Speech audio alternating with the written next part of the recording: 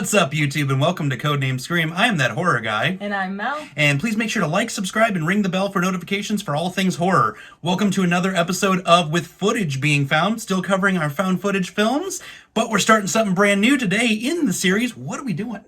We are doing Paranormal Activity. Yeah! And we're going to be going through them all, starting Yes. with the first one. Paranormal Activity 1, released at Screamfest on October 14th, 2007. It had its wide release on September 25th, 2009. This was directed by Oren Peli, produced by Oren Peli, Steven Schneider, and Jason Blum, and written by Oren Peli. This is the most interesting budget box office thing we've had in the history of this channel, probably. Oh, yeah, easily. So, let's talk about that a little bit. Oh, yeah. So, we start our budget at $15,000 just on production level. Go into production, post-production level, you're looking at $215,000. Not a lot of money being spent there. But then we go to the box office side at $193.4 million. Yeah. Absolutely killer. Opened in 12 theaters and did 36,146 and 77,873 in its first weekend alone. Yep. But if you were to adjust this for 2021 inflation, you're looking at $251 million. My God. Absolutely slaughtering. Yeah, that, and the film that was shown at the, film festivals and stuff was the $15,000 version. So I would be interested to see that. Yeah. But after that, Paramount Pictures acquired it. They decided to make some changes, most notably the ending, which we'll get into the endings in a little bit, because that's another interesting point about this film. But still, with all those changes, it only cost an additional $200,000, which is not bad for Paramount Pictures. They got more money than God. So. Oh, yeah. And in 2007. Right. Like, come on now. Right. So, we're just going to briefly chat about the film. If you have or have not seen these, I will provide a link here in the description below. You can get on Amazon, rent it. Also, Paramount Plus is now offering them, so I'll pop the link in there for you as well. That way you guys get a chance to actually check these out if you haven't seen them. We're just going to give you the footnotes as we do. Shot in 2006 and set in 2006. We follow Mika and his girlfriend Katie moving in for the first time together. How exciting. And Mika's acquiring a ton of gear from the Radio Shack, going out of business sale, because there's some weird happenings going on in the house. He needs to get it on camera, because that's what you do when there's weird things going on. That's what men do as an excuse to, spend money. Yeah. They're like, there's weird things. Let me spend all this money. Let me buy this massive camera. And so he starts to film them as they're sleeping at night, because that's not weird at all. And we get the day stamps, day number 1 and so forth through the whole movie. And lo and behold, they bring in a demonologist to kind of interview them, to, scope out the place a little bit. And it turns out Katie has some back history with a demon that has followed her entire life. And that she knew about and did not tell Mika. Nope, left that out. And he even says during the date, he's like, you could have brought that up during the second date or the 30th date or before we decided to move in together. Rightfully so. I'm right there with him. And so then, Mika decides, I'm going to buy a Ouija board and try and talk to this thing, to which she promises and gets on camera and swears, I will not be doing this. Meanwhile is when the paranormal activity begins to intensify throughout the house. Just little things to start. We got the door kind of moving on its own. Weird noises coming from the downstairs area. And as he's picking and prodding, this is just getting worse. At one point, Katie actually gets pulled and drugged out of the bedroom. They put a baby powder on the floor, and you get to see the footsteps of this thing coming at them. But he acquires said Ouija board. He didn't buy it, though. He borrowed it, because that's the workaround, another guy thing. Yeah. And so he records the Ouija board sitting there, and the planchette goes off on its own, starts writing, and then the board catches fire. Doesn't set the board on fire completely. Yep. Just the little tracks. It just goes... Yep. Quick. Boom. Good use of some practical effects in there, I'd say. I would have set the Ouija board on fire. And they get back home. She's obviously upset. And then he tries to play it off. Well, I didn't buy it. I borrowed it. And he ends up sitting down and trying to decipher what the planchette was writing out, and he even asks, so do you know this person? Do you know this person? As this has been progressing, Katie has become more and more agitated, visibly, and weird, getting very odd, refusing to leave the house. Started off wanting to leave the house. I can't do this, and now doesn't want to leave. We get to the final night where Katie, for the second time in the film, stands at the foot of the bed and just stares at Mika for multiple hours. Yep. She goes downstairs, screams for him, and earlier in the film she had done this too, and he runs downstairs, you hear him scream, and then you hear just some thudding coming up the stairs, and now we enter 3 different endings depending on where you are at or which edition of the film you own. Well, the first one is the one that I'll talk about first, is the one that you see when you buy the DVD now, or that you'd seen in the theater, and that is Mika's body getting flung at the camera, which scared me to death the first time I saw this, because it's so unexpected. And then you see Katie walk in, and she just smiles creepily at the camera, and then just lunges at the camera. And her face is a little distorted because she's now possessed. She looks a little ill. And then there are 2 other endings to this. Yeah. So you want to talk about another one? Yep. So another one, arguably my favorite, actually. Mika gets, doesn't get thrown at the camera. She just walks upstairs, blood drenched, comes in, shuts the door, and looks at the camera, slits her own throat, and drops. That's my favorite one because it gave closure. At the time, they didn't think they were getting sequels. Yeah. And I think it was brutal. It was just like, wow, that's one way to end a film. And it was one of the only moments in the film that was scary for a different reason. Like, this thing is full of jump scares, but didn't have any, like, real gore to it. And then it's just, like, consistent jump scares throughout the whole movie, and then gore right at the end. The noise and all. It's just like, whew. Yep. So, yeah, that was another good way of ending it. And then you've got the third ending. Yeah, this one was interesting. Yeah. I think this was the original. Yep, this is the one shown at the $15,000 budget film. Yep. So that's the one where the cops get called. And the cops show up at the house, and they end up shooting Katie, I believe. Yeah, she comes out of her state and was like, where's Mika? Where's Mika? And then comes at them, and they shoot her. And then it even says at the end, like, in memory of Mika and Katie. Yep. And then the other ones, you get the original first ending we talked about. You actually get we don't, any whereabouts of Katie, please contact the police. Yep. And then the other one, nothing. Yep. Just to the end. And there you go.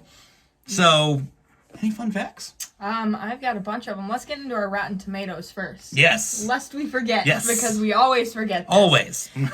Critic score, insanely high at an 83%. We know those critics. They're not friendly all the time. They were very kind to this film, giving it an 83%. Audience score sits at a 57%, which I still consider high, mainly because I wouldn't necessarily consider it super high for other films, but because this is a found footage film, I feel like a lot of people are rating this without even giving it a chance and just kind of saying it's a found footage, thumbs down. Exactly. So for a found footage film, if you look through Rotten Tomatoes and see all the scores for the found footage film, this is actually on the high side. So that was a success. As far as fun facts go, I'll go with this one since we were just talking about the endings of the films. So the reason that the original ending is changed is super interesting, and it comes from a very unlikely source. It was actually Steven Spielberg. He's like, don't like this ending. It'd be a great movie if you had a different ending. And he convinced Oren Peli to change the ending, but Oren Peli still prefers the original ending. But you don't go against Steven Spielberg. No, yeah. You just do what that man says. Right. He'd tell me to jump off a bridge, and I'd be like, which one? Rightfully so. Go direct ET and tell me otherwise. Yep. And actually, Steven Spielberg, while we're on the topic, he watched the film, got a copy at home, had to stop it halfway through because he was terrified. So he finished it the next day with the lights on and loved it. As he should. Yeah. So the filming of this movie only took 10 days, much like the other found footage films we've talked about. They don't take very long to shoot because they're not that intricate, nothing too much going on there. And the entire movie was shot in Oren Peli's home, which I think contributes to the very low budget. Oh, yeah. A little weird, so, too. Yeah. What bed were they sleeping in? Yeah, exactly. And he actually got the idea in his home because one night everything was quiet, he was sleeping, and a thing of detergent just fell off the shelf by itself. He claims that it was sitting far back on the shelf, it wasn't on the edge or anything, and it just flew off the shelf. So most people would run away screaming, put their house up for sale the next day. He just decides to make a movie in said home. Because he had spirits that were like, yeah, your sheets stink, man. Take care of this. I wonder if he experienced more paranormal activity after this was filmed. Yeah, it makes you wonder. The two main actors, Katie Featherston and Mika Sloat, they initially only got $500 for doing this movie. After the millions of dollars it made, they renegotiated. As they should. Rightfully so. Yes, definitely. They weren't given any scripts. We've seen this before, too, in our found footage films. They were just told how to act and what to discuss. Any of the dialogue that they had between each other was organic, natural. They were really having these conversations. I think all movies should be filmed like this. Yes. Because it just lends to the authenticity of it. You really feel like you're in someone's home. Like, it almost feels like you're invading their privacy watching them, because it does feel so authentic, which found footage should. All right. This was actually the second most profitable film in terms of return investment after it was purchased by Paramount. Second only to Blair Witch Project. In October 2009, the film reached the number 4 spot in the U.S. box office, which is just insane in itself. Oh, yeah. Being such an independent film and found footage at that. It was only released in 160 theaters across the country, which makes it even more impressive. Yeah. Because if you think about it, that's only like 2 to 3 theaters per state. Right. So that was insane. It's the fewest theaters for a top 5 film since the 80s. Impressive. So they crushed it. And a lot of that, I feel like, has to do with the marketing for this film. Yeah. Which was also insanely unique, because they didn't actually really show you much about what was going on in the movie. You knew it was a found footage movie. You kind of got a feel for it. But the main, when you watch the commercials, was showing people in the audience watching the movie. Yep. And the people being terrified of watching this movie. And going to the theater, it actually wasn't much different than that. No. People were terrified. People were and screaming. freaking out. Yeah, it was an accurate depiction. Yep, it actually beat Saw 6 in the box office. That in itself is very impressive. Yeah. Because that was the Halloween runner for years. Mm-hmm. No one was topping out Saw. Yep, So and that had all the predictions of the critics too. It was going to be Saw for the box office, and then this was just beat it to death. Last fun fact, this one's kind of a goofy one, but we're both music people, especially of the heavier genres. No. He's lying. Yeah, just look in the description below, and that will be a dead face lie. So there's a band on the TV in the beginning of the film. That band is none other than the death metal band Disgorge. That is awesome. Yeah, I'm going back to watch just for that now. Yeah, that was really cool. And that's all I have for fun facts. We actually had a decent amount of them this time. Yeah, So. a lot more fun facts than there were about than the actual production of the film. Yep, exactly. So I think I already know, but what do you think about this movie? Oh, I love this movie. Yep. This Knew that movie's was awesome. coming. This is how found footage should be. And I've said this before in previous videos we've done in this series. It's effective when you're going in without the script. Mm-hmm. It's legitimate fear, and you feel it the whole way through. I loved the use of the cameras and the angles they did with the multiple cameras they used. It was awesome. And there's no noise going on. Yep. Adds to it even more so. And the only noise you do hear is the little slight rumblings at the time and whatnot. No gore almost at all, depending on when you're looking at. Just very effective overall. Jump scares were on point. They were actually jump scares. I love this movie too. It not my favorite of found footage, but we know that already. Yeah. But it impressed me from the minute I saw it. And the main thing about this that I did love were the jump scares, because I feel like, being horror fans, a lot of times we're desensitized to jump scares because they're predictable. We see them the same in every movie, and we also, get the soundtrack with it. Oh yeah, so, they're always bum bum. Yeah, when bum. it's coming. It's like loud, and then the music fades and it gets quiet, and something's gonna jump out of somewhere.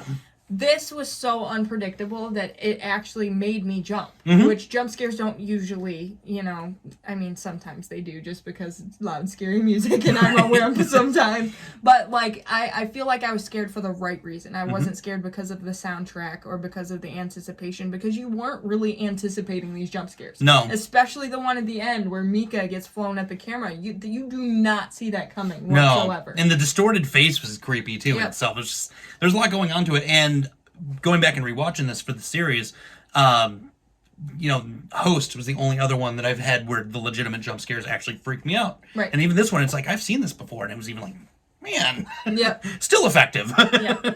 So I loved it, and I can't wait to talk about more of the series, because you were talking about you loved the camera work in this. It only gets more interesting. Oh, yeah. The use of cameras in this whole franchise are insane, and they get better and better and more unique and more just unexpected as you go. Oh, yeah. So I'm excited to talk about the rest. Yeah, well, you can't tell we're real excited about this. And if you've made it to this point, or if you've kind of skipped ahead waiting to just get a quick synopsis, you've got the Radio Shack clearance sale going out of business, getting you a ton of cameras, videotaping a Ouija board that you borrowed from your friend that you set on fire, and depending on where you're at, your girlfriend hacked you up, and then she's either possessed or dead, or shot dead by the police. So there's your rundown. But what did you guys think about this movie at the end of the day? You can sound off in the comments below, message us on Instagram, Twitter, Facebook, or email us, whichever you're feeling. Let's talk about this a little bit more, and we'll actually want to talk about this one. It's been a minute since we wanted to talk about the found footage Cannibal Holocaust. Yeah. But as we've mentioned, we're going to be covering the entire series, so next video you'll see, we are going to be covering Paranormal Activity 2. Yes. So stay tuned for that one. And if you like to watch us squirm and be uncomfortable, you should join our Patreon, because for only $1 a month, you can get exclusive content you won't see here, some long-form videos, and coming up, we're going to do something that is going to make us so uncomfortable that we won't want to do this for a while, but we're going to keep doing it. Yes, but we are.